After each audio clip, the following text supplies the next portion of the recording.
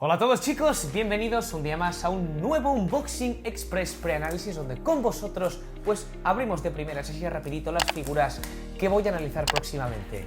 Bueno, ¿qué? ¿Cómo estáis? Yo he estado unos días fuera del canal, un poco inactivo porque he estado de fiestas de mi pueblo, cosa que de vez en cuando pues es necesaria. Entonces, ahora mismito con esta misma ropa, con mi amigo Alex, acabo de grabar el vídeo de sorpresa total, o sea que hoy hay doble ración de vídeo. Hay días que me pego 1 o 2 semanas sin subir nada y otros en los que en un día subo 2 o incluso a veces he subido 3 vídeos. Esa falta de constancia sé que penaliza al final, pero bueno, como yo no me dedico a esto y esto es algo por hobby y porque me mola, pues me da igual. En fin, bueno, que acabamos de grabar el vídeo de la presentación del Darth Vader de Hot Toys, el nuevo que han anunciado de la serie de Obi-Wan, que es espectacular, que os dejo la tarjetita por aquí y en la caja de descripción por si queréis echar un ojo. Ya os digo que tengo que reservar esa figura, que junto con el Obi-Wan, que el esculpido es un poco ya lo sabéis, pues voy a poner un diorama muy guapo en alguno de esos huecos que tengo ahí.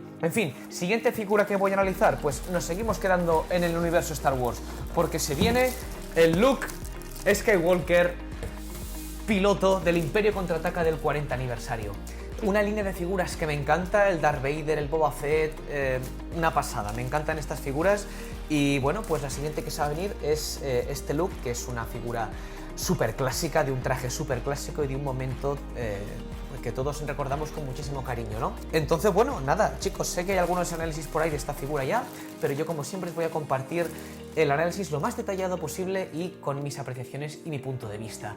Así que espero veros en unos días. Me voy a meter un poquito de caña porque ahora ya pillo el lunes vacaciones, así que me imagino que tendréis los vídeos más pronto que de costumbre, que evidentemente tengo que compaginar esto con mi curro. Así que siguiente figura esta, chicos, gracias por estar ahí, comentando lo que queráis y mirad los últimos vídeos de los últimos análisis y preanálisis de figuras como el Vader.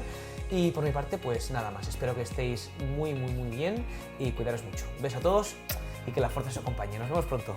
¡Chao!